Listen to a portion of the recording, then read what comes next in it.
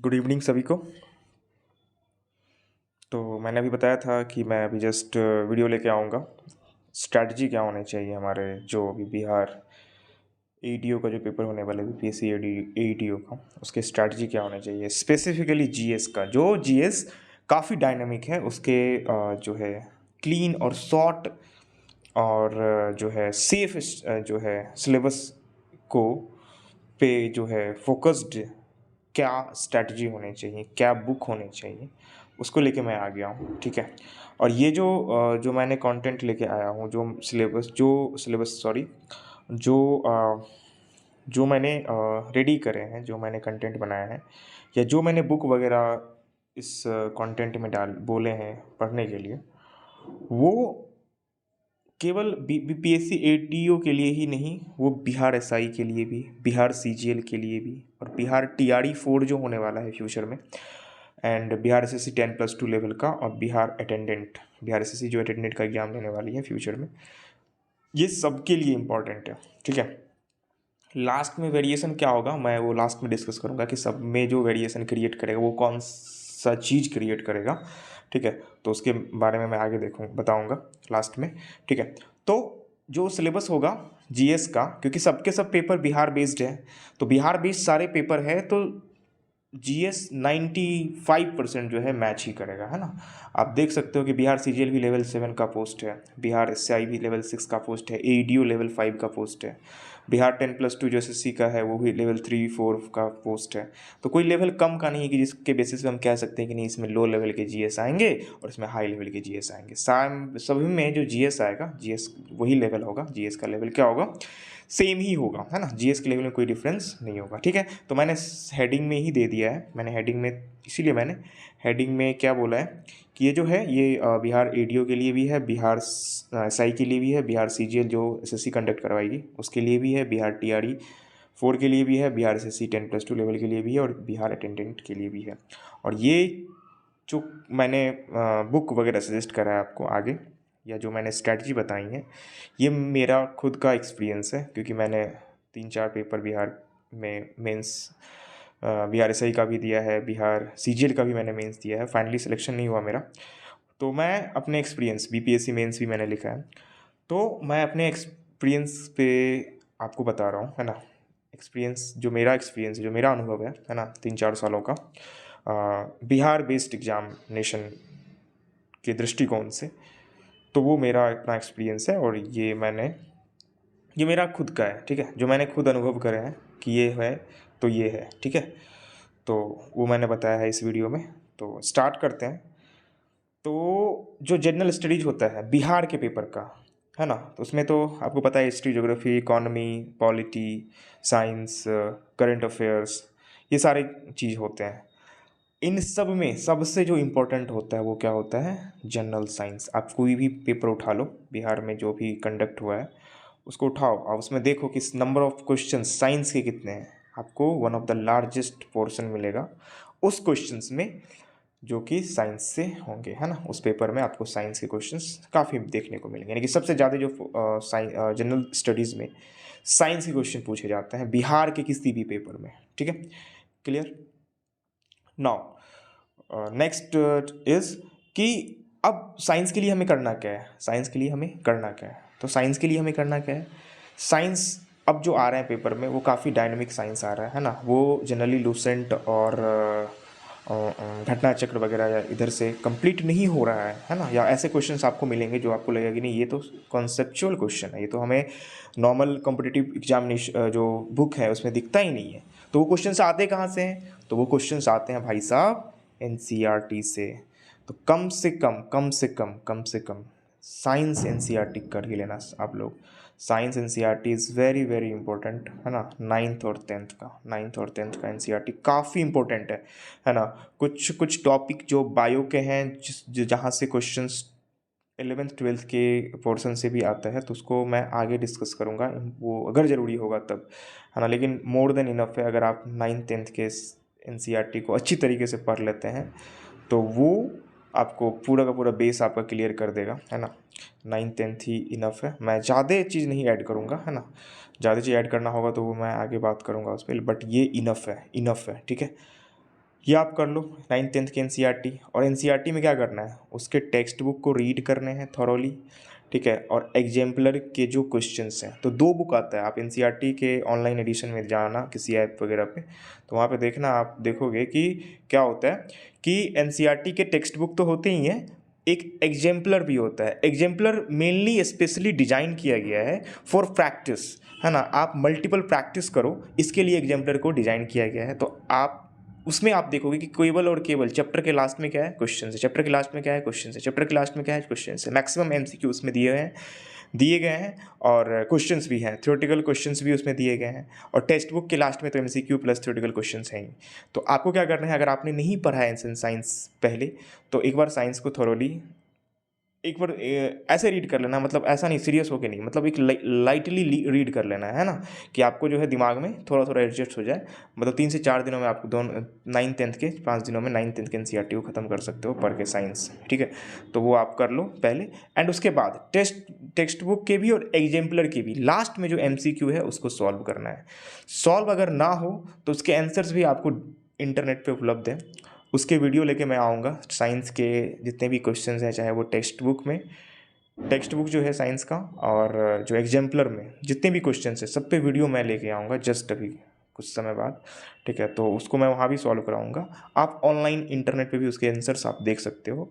उन सारे एमसीक्यू और सारे क्वेश्चंस के सॉल्व आपको दिमाग में रहने चाहिए, क्योंकि क्वेश्चंस वहीं से आएगा, या तो उस एमसीक्यू से एज इट इज आ जाएगा, या तो उस टेक्स्ट के जो थ्योरेटिकल क्वेश्चंस है उस पे क्वेश्चंस फॉर्म करा के आपको एमसीक्यू में दिया जाएगा। और ये होगा एईडीओ के पेपर में, ये होगा बीपीएससी एईडीओ के पेपर में, ये होगा, क्योंकि आपने भी जस्ट देखा होगा बीपीएससी एएसओ पर बीपीएससी 71st का जो पेपर हुआ उसमें कितने एक्सपेरिमेंटल क्वेश्चंस आए थे साइंस के, अच्छे क्वेश्चंस आए थे, ठीक है। और वो सारा एक्सपेरिमेंटल क्वेश्चंस कहाँ से बनाया गया था, एनसीईआरटी के टेक्स्ट से बनाया गया था, एनसीईआरटी के लाइन्स जो है ना, टेक्स्ट बुक के लाइन्स, उससे बनाया गया था। आप देखना क्वेश्चंस आपको डायरेक्ट एनसीईआरटी में मिलेंगे, ठीक है।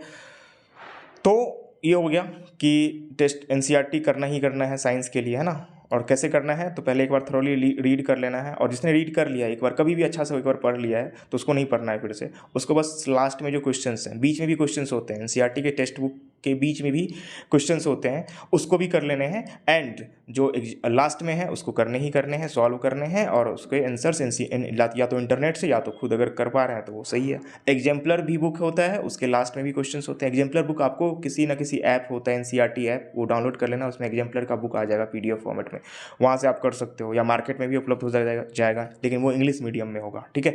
तो आप वहाँ से उसको कर सकते हो, और कर ही लेना है ना। You should read thoroughly, then solve solve and complete learn all chapter of MCQ, all questions in MCQ, सारे को सारे MCQ और जितने भी चैप्टर के लास्ट में MCQ हैं उसको लर्न करने हैं और सॉल्व करना है, ठीक है। तो ये पहला काम होगा हमारा, किसके लिए, साइंस के लिए। और इसके करने के बाद क्या करना है हमें, इसके करने के बाद हम आएंगे लूसेंट पे, जिसमें बहुत जो ब्लू वाली किताब है हिंदी माध्यम के लिए, और पीली वाली किताब है इंग्लिश माध्यम वालों के लिए। तो उसके लास्ट में बस मतलब कितने होंगे, 50-60 पेज होंगे, जो साइंस सेक्शन है उसको करना है। ये नहीं कि जनरल साइंस का बुक अलग है लूसेंट का, उसको नहीं उठाना है। लूसेंट का जो जनरल सामान्य अध्ययन का बुक है, जनरल स्टडीज़ का बुक है, उसके लास्ट में जो साइंस के क्वेश्चन, जो थ्योरी है, कॉन्सेप्ट है, उसको बस पढ़ लेना है, और इसी के एमसीक्यू को सॉल्व कर लेना। लूसेंट का एक एमसीक्यू आता है, आपको पता होगा, उसके एमसीक्यू को सॉल्व कर लेना है, ठीक है।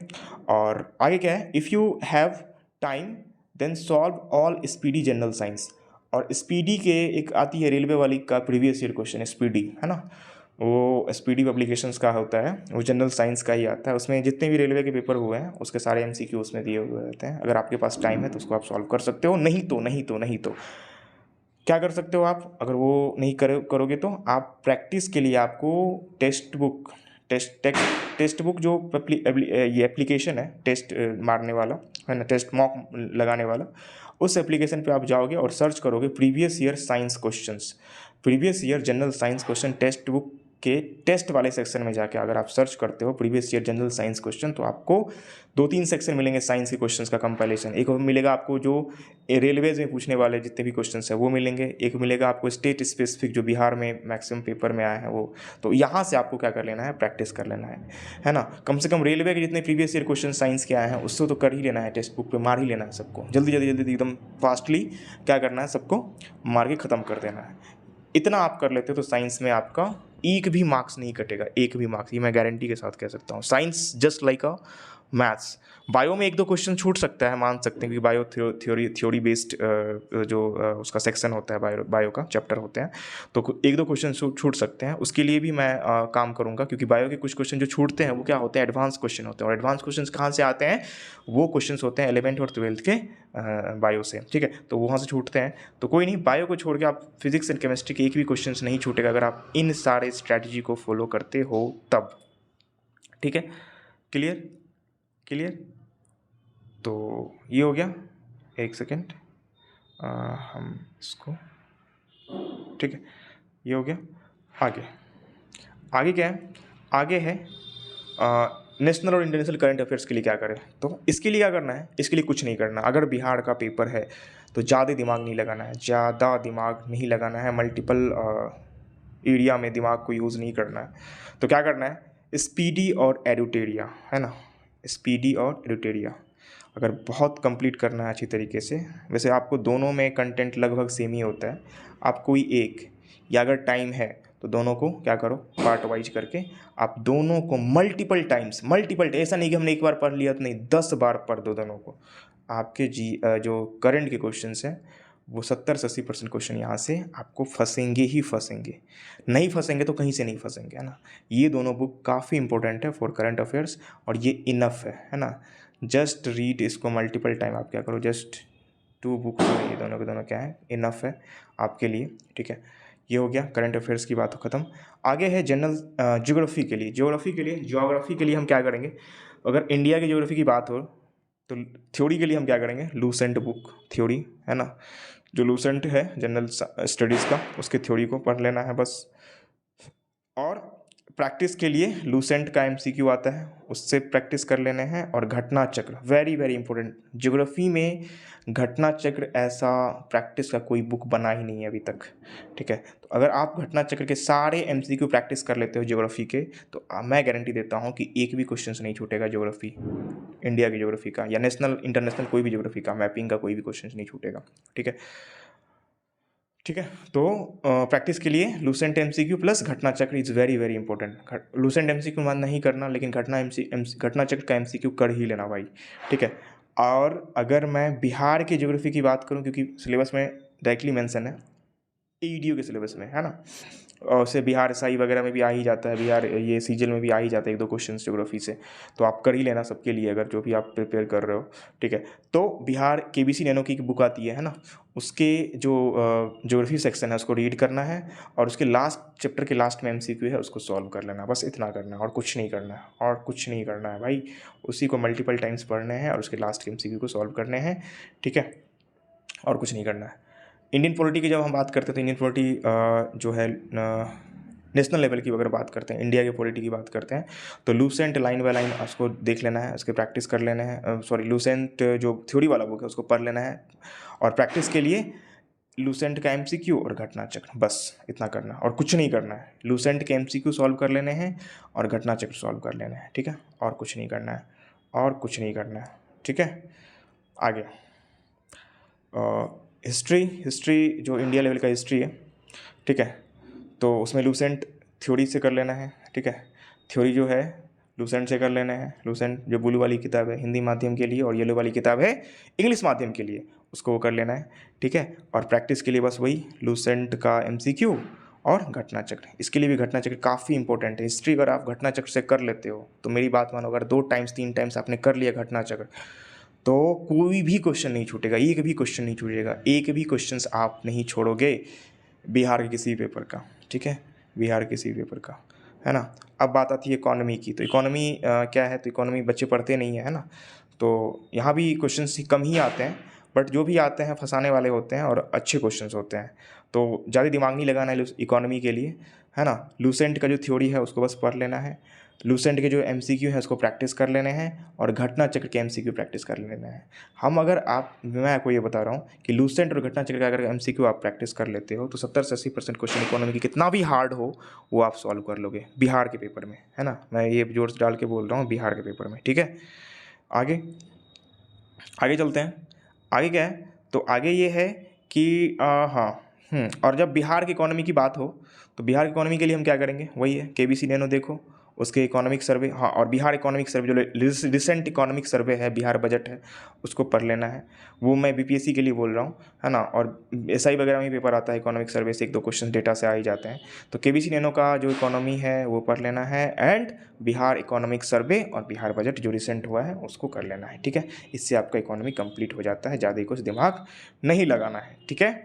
आगे नेशनल मूवमेंट की जब मैं बात करता हूँ तो नेशनल मूवमेंट में जो इंडिया की नेशनल मूवमेंट की बात करता हूँ नेशनल लेवल पे, तो उसमें लूसेंट इनफ है, मॉडर्न हिस्ट्री पार्ट जो थ्योरी का है लूसेंट में, उतना बस उसको मल्टीपल टाइम्स रगड़ दो, ठीक है। और जब मैं बिहार की बात करता हूँ बिहार के लिए, तो बिहार के लिए क्या हो जाएगा, बिहार के लिए हो जाएगा केबीसी नैनो।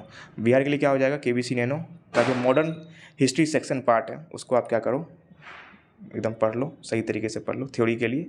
और इसके एमसीक्यू प्रैक्टिस करने के लिए आप क्या कर सकते हो, जो लास्ट में केबीसी नैनो के जो मॉडर्न हिस्ट्री का जो सेक्शन है उसके लास्ट में जो एमसीक्यू है उसको तो करना ही करना है। उसके बाद मॉडर्न हिस्ट्री, यहाँ से क्वेश्चंस काफ़ी आएंगे क्योंकि national movement specially chapter add किया गया है सिलेबस में। तो यहाँ से क्या होगा, तो इसके लिए आपको जो है एक मैं सजेस्ट करूँगा कि इम्तियाज़ अहमद साहब का एक आता है एमसीक्यू के बुक आते हैं, है ना। बिहार स्पेशल इन्होंने बुक फर्स्ट टाइम इन्होंने ही लिखा था, बिहार स्पेसिफिक कंटेंट पे बुक लिखा था। तो इनके जो है एमसीक्यू का एक बुक आता है, तो इनके एमसीक्यू आप कर लेना, है ना। एमसीक्यू में कौन करोगे, जो मॉडर्न हिस्ट्री का पार्ट है ना, जो आधुनिक भारत का पार्ट है बिहार स्पेसिफिक, उसको आप क्या कर लेना है, उसको सॉल्व कर लेना है, मोर देन इनफ है, कुछ भी इससे बेहतर बाहर नहीं जाएगा, ठीक है। और जब नेशनल हिस्ट्री की बात करें, है ना, और उसमें जो प्रैक्टिस की नेशनल मूवमेंट की बात करें और इंडिया लेवल पे, और इसके एमसीक्यू प्रैक्टिस करने के लिए आपको अपने पहले ही कर लिया है घटना चक्र लूसेंट एमसीक्यू, बस वही इनफ है और कुछ नहीं करना है। इसका तो आपने पहले ही कर ही लिया हिस्ट्री में, है ना। और सबसे most and the best important thing ये सभी एग्ज़ाम के लिए क्या है, अगर आप बिहार एसआई देते हो तो जितने भी पेपर बिहार एसआई यानी कि बीएसएससी बोर्ड जो है, बीएसएससी नहीं, बीपीएसएससी बोर्ड, है ना, बिहार पुलिस सर्विस सिलेक्शन का जो बोर्ड है, ठीक है, बीपीएसएसबी बोर्ड, उसके जितने ही पेपर हुए हैं बिहार एसआई के, खास करके 2018 के बाद जितने भी पेपर हुए हैं प्रीवियस ईयर, उसको भाई डीपली एनालिसिस कर लेना, डीपली एनालिसिस। अगर उसको आप डीपली एनालिसिस कर लेते हो तो मैं ये गारंटी दे रहा हूँ कि आप एनालिसिस के बेसिस पे 50% क्वेश्चंस जो है पीटी मेंस दोनों में सॉल्व करके आ जाओगे, एनालिसिस के बेसिस पे, ओनली एनालिसिस के बेसिस पे बिहार एसआई के, ठीक है। वही चीज़ सेम अप्लाई होता है बिहार सीजीएल में, यानी कि बिहार एसएससी के जितने ही पेपर हुए हैं अभी तक, है ना, खास करके 2015 के बाद, वो सारे पेपर को आप एनालिसिस कर लेना है, प्रीवियस ईयर एनालिसिस करना सबसे बेस्ट जो है वे है किसी भी एग्जाम को करेक्ट करने का, उसके प्रीवियस ईयर को एनालिसिस करना, ठीक है। तो ये करना ही करना है। ये सब आप कब करोगे, प्रीवियस ईयर एनालिसिस कब करोगे, जब आप इन सारे पीछे टॉपिक को पढ़ लोगे, उसके बाद प्रीवियस ईयर पे काम करना है। अगर बिहार एईडीओ की बात करें तो ये तो पहला एग्जाम है, इससे पहले कोई एईडीओ का एग्जाम हुआ ही नहीं था बीपीएससी के द्वारा, बीपीएससी के एईडीओ का एग्जाम, तो इसके लिए क्या करेंगे सर, इसका तो कोई प्रीवियस ईयर है ही नहीं, तो है ना। जितनी भी प्रीवियस ईयर बीपीएससी ने एग्जाम कंडक्ट करवाए हैं, चाहे वो रिसेंट में टीआरई 1, टीआरई 2, टीआरई 3, सारे क्वेश्चंस वेरी वेरी इंपॉर्टेंट है बीपीएससी एईडीओ के लिए। जितने भी पेपर हुए हैं बीपीएससी के, चाहे वो बीपीएससी सिविल सर्विस हो, चाहे बीपीएससी टीआरई हो, जितने भी पेपर हुए हैं उसके सारे जीएस भाई देख ही लेना। अगर आप उसके सारे जीएस देख लेते हो, यानी कि प्रीवियस ईयर देख लेते हो, तो मैं ये गारंटी देता हूँ कि 40% क्वेश्चंस प्रीवियस ईयर से ही होते हैं, बीपीएससी में मैं बात कर रहा हूँ, ये मेरा अपना एक्सपीरियंस है, ठीक है। तो आप प्रीवियस ईयर करना, प्रीवियस ईयर को कभी भी स्किप मत करना, किसी भी पेपर के जो प्रीवियस ईयर है उसके वेरी वेरी इंपॉर्टेंट होता है, वो एग्जाम का की होता है, डोर स्टेप होता है ना, जो पहला स्टेप होता है वो क्या होता है, उसका प्रीवियस ईयर ही होता है। तो बिहार स्पेसिफिक के सारे जो है, बिहार स्पेसिफिक एग्जाम के सारे प्रीवियस ईयर आप देख लोगे आफ्टर वो सारे टॉपिक कंप्लीट करने के बाद, चैप्टर्स कंप्लीट करने के बाद, ठीक है। और नेक्स्ट, ये सबसे इंपॉर्टेंट थिंग था डीप एनालिसिस करना। अब ये सब चीज़ें करने के बाद एग्ज़ाम से 1.5 महीने पहले 1 से 1.5 महीने पहले आप क्या करोगे, 1.5 महीने पहले नहीं, आप डेली एक मॉक लगाना है आपको। अगर किसी एग्ज़ाम की आप प्रेप कर रहे हो, खास करके बिहार एसआई जो टोटली जीएस बेस्ड होता है, ठीक है, और बिहार सीजीएल को एक एक स्किप करके भी दे सकते हो, एक दिन एक एक स्किप करके दे सकते हो, लेकिन बिहार एसआई का अगर आप प्रेप कर रहे हो तो 1 मॉक डेली, एक मॉक यानी कि जो 100 क्वेश्चंस का होता है उसको डेली सॉल्व करो आप, बिहार एसआई वाले, ठीक है। और अगर आप एईडीओ वाले हो तो वीक में, अभी तो पेपर होने वाला है दिसंबर के लास्ट में, वीक में कम से कम 3 मॉक आप सॉल्व करो, कम से कम 3 मॉक सॉल्व करो। और अगर आप बिहार सीजीएल वाले हो तो वीक में, अगर आप सीजीएल वाले हो तो वीक में कम से कम 4 मॉक सॉल्व करो, ठीक है। मोर देन इनफ है, इतना करो, एग्ज़ाम आपके हाथ में होगा, कोई नहीं रोक सकता है, ठीक है। ये जो प्रैक्टिस है ना, मॉक आपको एग्जैक्ट क्वेश्चंस दिमाग में सेट कर देगा, है ना। कहने का मतलब ये है मेरा कि अगर आप मॉक में जिस क्वेश्चंस को सॉल्व कर लेते हो वो आपके दिमाग में एडजस्ट हो जाता है। और सोचो अगर आप अभी से बिहार एसआई के एक एक मॉक देते हो तो एग्ज़ाम तक कम से कम 400 मॉक आप दे दोगे, 200 मॉक तो दे ही दोगे कम से कम, अभी एग्ज़ाम के लिए टाइम है, 200 मॉक तो दे ही दोगे, ठीक है। चलो 200 नहीं दिया हमने, 100 दे दिया, 100 मॉक दे दिया, और 100 को मल्टीप्लाई कर दो किससे, 100 से, यानी कि टोटल कितने, हमने 10,000 क्वेश्चंस को देख लिया आपने। और अगर आप 10,000 क्वेश्चन देख लेते हो जीएस के, तो बहुत पॉसिबिलिटी ये बनती है कि 60 क्वेश्चंस तो आपको उसी में से आ जाएंगे, ठीक है। और यही सेम थिंग अप्लाई होगा बीपीएससी एईडीओ के भी बारे में। अगर आप आफ्टर एवरीथिंग कंप्लीट करने के बाद अगर आप मॉक जितना लगाओगे उतने आपकी पॉसिबिलिटी, क्या प्रोबेबिलिटी बढ़ जाती है कि आप एग्ज़ाम में सेलेक्ट हो। क्यों? क्योंकि आपको कुछ नया मिलेगा ही नहीं, आपको कुछ नया, nothing is new for you in this examination, will be in examination, because you practice multiple questions, multiple mock आपने सॉल्व करे हैं, जो भी आएगा भाई वहीं से आएगा, है ना। क्वेश्चंस कहाँ से क्रिएट होगा, ठीक है। और आप देख ही रहे हो कि आप प्रैक्टिस के लिए मल्टीपल प्रैक्टिस कर ही रहे हो, ठीक है। तो ये हो गया हमारा स्ट्रैटेजी, ठीक है, किसके लिए, तो BPSC, Bihar CGL, Bihar SI, और जितने भी बिहार 10+2 लेवल का जो भी पेपर होने वाला है सबका, ठीक है। तो ये जीएस का कंबाइन स्ट्रैटेजी था, है ना। अभी आगे मैथ्स के लिए भी लाएंगे, मैथ्स का चलो इसी वीडियो में कर देते हैं। मैथ्स के लिए क्या करना है, मैथ्स के लिए कुछ नहीं करना है, मैथ्स के लिए आपको कुछ नहीं करना है,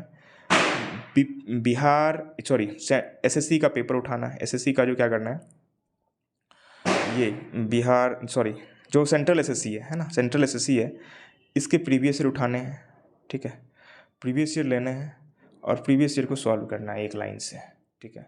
कहोगे सर टाइम तो है नहीं, इसको सॉल्व करने का टाइम है नहीं है टाइम, तो आप क्या करो, आर.एस. अग्रवाल का बुक ले लो मैथ्स के लिए। इसमें हर एक चैप्टर के लास्ट में 50-60 क्वेश्चन, इसको सॉल्व कर लो।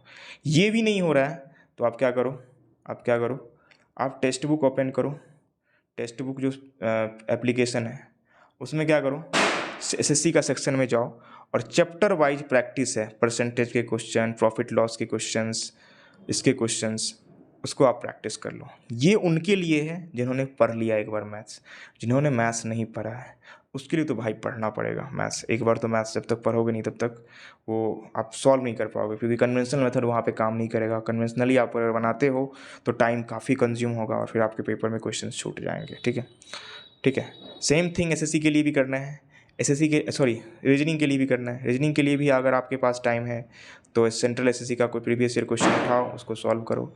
फिर अगर नहीं टाइम है तो फिर क्या करें सर, नहीं टाइम है तो आप जो है ये रीजनिंग की बुक आती है ना, बिहार में रीजनिंग की, बिहार सीजीएल की रीजनिंग की बुक आएगी, किसी कोचिंग वाले की रीजनिंग की बुक आएगी, उसको आप कर लो।